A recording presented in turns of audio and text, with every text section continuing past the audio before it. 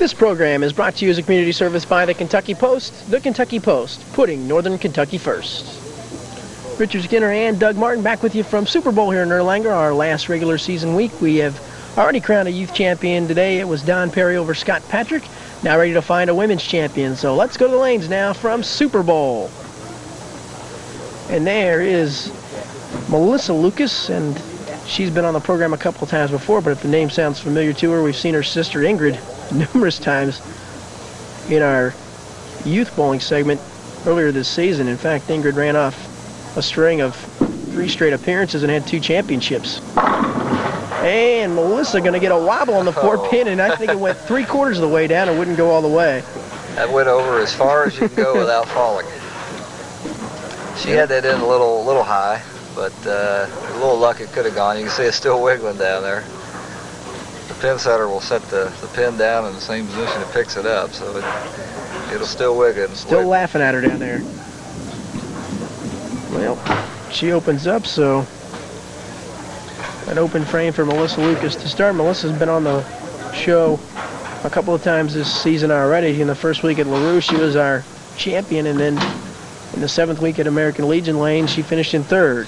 See, she averages 134. She'll be getting 60 pins handicap here.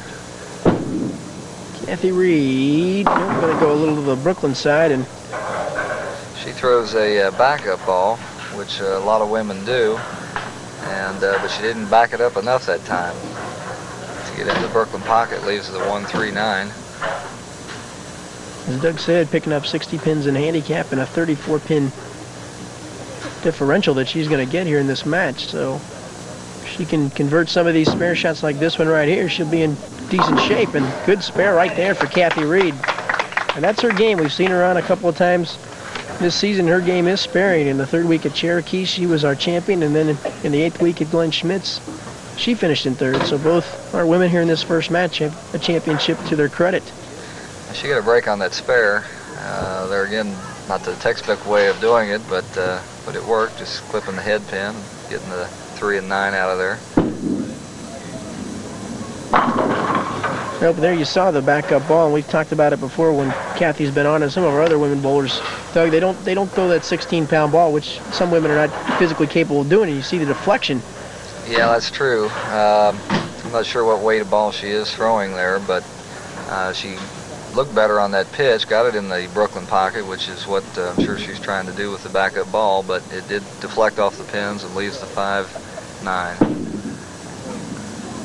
We've seen her before. A very good spare shooter is Kathy Reid, and she's got a pair of them here in the first 2 frames to start this match. Well, she starts off with a 78 in the first frame on a spare. That's pretty nice. That's not a bad start. You can build on a big score right off the chute. So now Lukacs working on an open frame here in frame 2. Nope, couldn't get the 6-pin to bounce down and knock that 10 out. Let's get a chance to see here Melissa Lukacs, and she's pretty solid. Yeah, she is pretty solid at the line. Keeps her head down. Has a good form there. It's hitting the pocket. You can't do much more than that. It's just not getting any breaks. Yep, gotta hurry. Yep, gonna fall off in the channel. So a pair of open frames for Melissa Lukacs, and when you're giving up 34 pins, obviously not the way to start for her. Let's see if she can get herself back in the match here in frame 3. There you see it. She carries a 177 average. Picks up 26 pins in handicap, as we've said, and she qualified with scores of 227, 192, and 185 for a 604 scratch. So I'm sure the strikes will come. As the old saying goes in bowling, get your spares and the strikes will take care of themselves. So she's been in the pocket, but she can't afford to miss those spares. And she's left herself a tough spare to shoot out here in the 3rd frame. Well, I think this being her first time on TV and a couple of bad breaks on pocket hits, probably going through her mind and then missing those spares. And I think mentally she just let down on that one, let it go, and leaves herself a tough spare this time. Well, nice job of covering it. So a spare here in the 3rd frame for Melissa Lukacs. Well, that ought to pump her up a little bit. After missing 2 easy 1-pin spare and then picking up a hard one there, that'll help her confidence. You know, Kathy Reid had something that'll happen to you every once in a while. She just forgot what lane she was on, so just going to slide over there now and go to lane 8.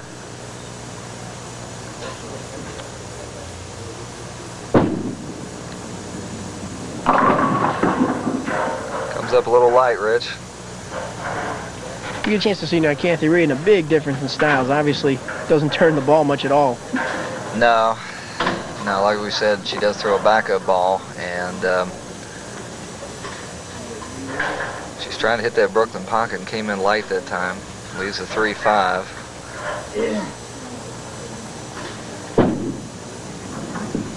Gotta hurry, and she's opened up here in the third frame. Every time you have more than one pin up there, you have that possibility of chopping one pin off, and unfortunately that's what she did. You can see, despite that open frame, Reid has really built herself a sizable lead. Let's give you Kathy Reid's qualifying score. She shot 165, 173, and 162 for an even 500 in qualifying. So we had some good qualifying scores here this week. Well, she goes to, I guess, her Brooklyn side, the right-hand side, and leaves herself a 10-pin. Almost had an 8-10 there. The ball deflected away from it, but was able to get it out. Leaves a 10. I see she has an interesting address here over in Independence. Lives on Sassafras Drive. Sassafras Drive. And I say that one 3 times fast. Yeah.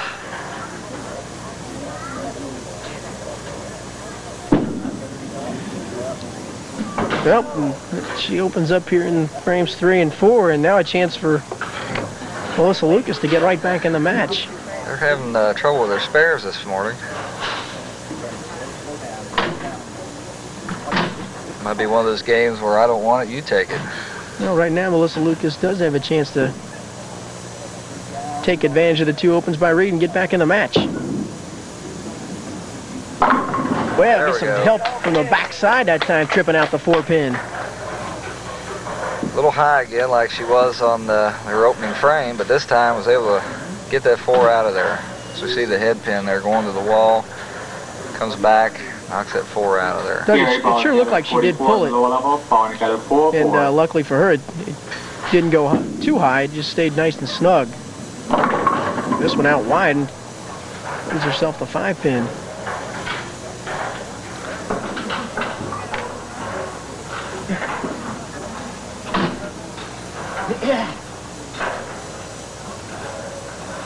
I guess Melissa's looking to get married here pretty soon. I see she's engaged to Mr. Rick Carroll. Rick, we're going to see in our men's match here later today. He was our top men's qualifier with a 740 scratch series, so obviously bowling one of the common interests between the two. Yeah. Well, it's a sport that Kathy's going to get it right here one of these times. The bowling's a sport that appeals to all age groups, and the families that bowl together stay together. And obviously the Carrolls showing that bowling, one of the things that's going to be in their family, I guess, because Melissa a fine bowler and Rick a fine bowler too, and there's Kathy Reid leaving herself a 2-pin spare. And we saw this similar shot the last time she had it, and she chopped one off. And like I say, there's a lot of us that are frustrated football and baseball and basketball players, and by the time you're out of high school, you're usually done with your career, but bowling is something you can do from the time you're a kid till you're in your old age. And she's still having trouble with her spares. That's 3 straight misses for her. And we saw earlier this year, and her spare game was obviously a very solid part of her game. She did a good job of winning her championship earlier this year at Cherokee, but today has opened up 3 straight times, and because of that, Melissa Lucas has gotten back in the match. Yeah, that commanding lead that she started with is starting to dwindle. Oh, almost got a break. Well, she had a couple of pins around it there, Doug, dancing around trying to knock it down, but she never gave it a wiggle. A little light there, leaves a 3-pin. Like you said, had a couple pins in the area. Might get it, but didn't. There you see in that top right-hand portion of the screen the amount of deflection of that bowling ball. Yeah, exactly. Well, she's left herself an easy 1-pin spare, and she needs this one to. And she's got it. Well, Kathy Reid, after the 3 opens, comes back with a spare here in the 6th frame, and right now her lead, which at one time was 52 pins, can be down to 18 with a strike here by Lucas, and possibly less. 6th frame now for Melissa Lucas, spare up.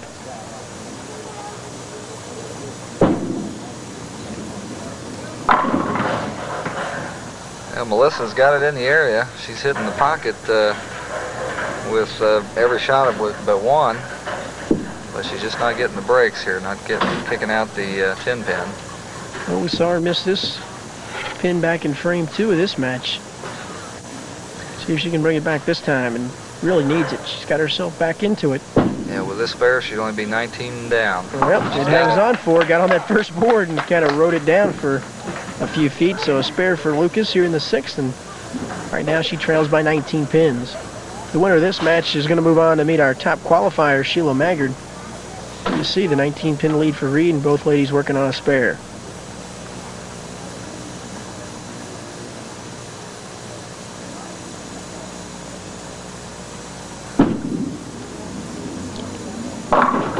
Pulled that one a little bit. Yeah, she sure did. Pulled it up on the nose. Leaves herself a tough spare here. 6, 9, 10. That's another one that's easily can be chopped. You got to think maybe she got a little fast, maybe a little frustrated, and maybe not concentrating a lot on that shot. She's put the ball in the pocket most of the time in this match and didn't come away with many strikes. Yeah, if you get in a hurry, you have a tendency to pull it. Yep. Does a nice job there with her spare, though, and that's the way you do that one. Stays in the match. And Kathy is on the right lane this time. Yeah, she's got it right. 3rd time's the charm for her.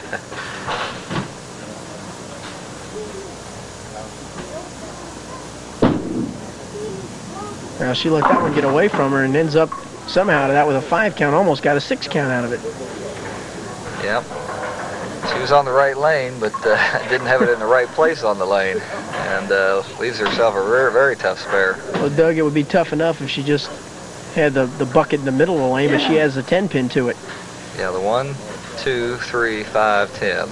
This will be interesting to see what she does with this. Up in about the area. Oh, had a pin go right around the 10. Well, made a good try at it. Almost got it. So now our match is down to a 6-pin lead for Kathy Reid.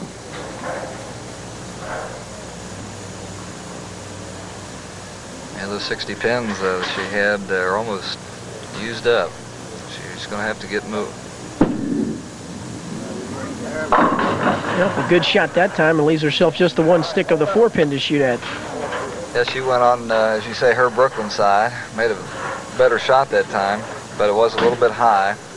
With her ball, though, she just about has to hit high, or else she'll have deflection and leave the 5-8 on that side like she did once before. But then you have the problem when you go too high, you leave the 4-pin. So she has a very little margin of error there.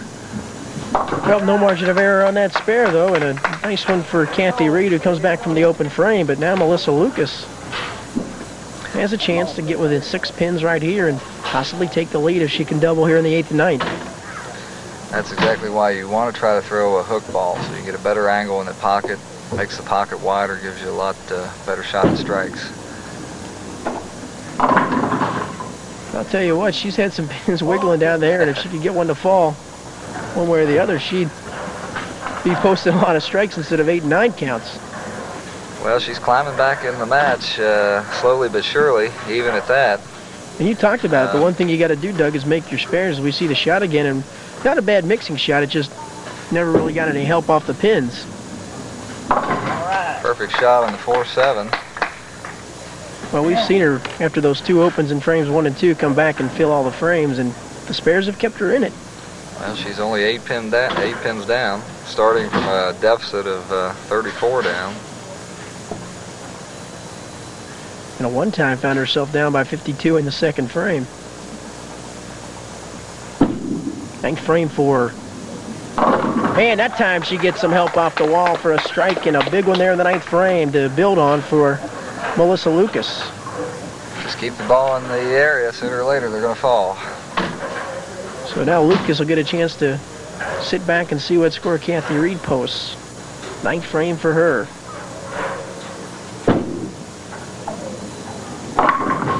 Leaves herself a baby split. And you talked about the very small margin of error. When she first threw that ball, Doug, it looked like it was going to be right in the solid part of the pocket for her, but it just got up a little high. Yeah, it sure did, as we see here on the screen. and leaves another tough spare, the 310. See if she can fit it up. This is one advantage of having a backup ball. It's on the 310 split. Yep, from the outside, nope, going to chop it, and she opens up here in the 9th frame, and suddenly Melissa Lucas has taken the lead in this match. Last week on the Pro Tour, first time I've ever seen it done, a guy hooked the ball right in between the 310. If you've got a big enough hook, you can do that. You know, very rare to happen. So lanes are very dry on the back end. Yeah, it can happen. Very unusual. Well, Kathy Reid not done yet as she gets her first strike of the match here on her first shot of the 10th frame. That's what she's been trying to do for the last 9 frames. Finally got it in the her Cincinnati side. Perfect shot. Well, right now she can double and get a nice count in the last shot. She'll force Melissa Lucas to throw a strike on her first shot in the 10th frame. Well, with the double, she can still pull a 200 game out of this. Yep, had the 4-pin fall straight over that time. Well, it's another a good shot on her Brooklyn side. Unfortunately, as you said, the 4-pin just went straight back instead of going into the 7.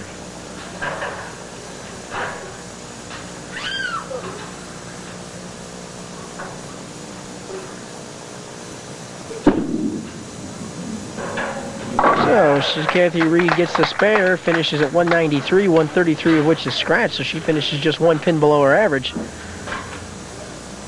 And right now, Melissa Lucas, all she has to do is come up with a mark to win this game. Well, she's been marking steadily here since the 3rd frame.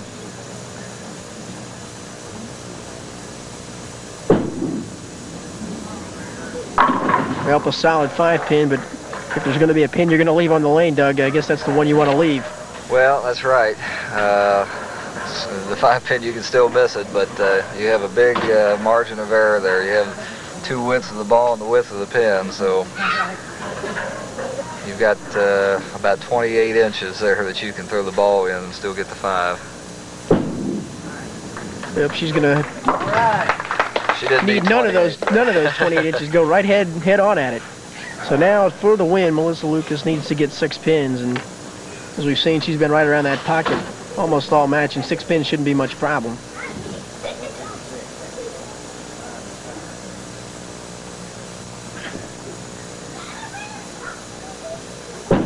Yep, that's going to do it right there, and it might even get all 10, and it sure does. So Melissa Lucas is going to advance to the championship, where she'll meet Sheila Maggard. And the winner of our first women's match here from Super Bowl today, it's Melissa Lucas defeating Kathy Reid 198 to 193. Back with our championship in 1 moment.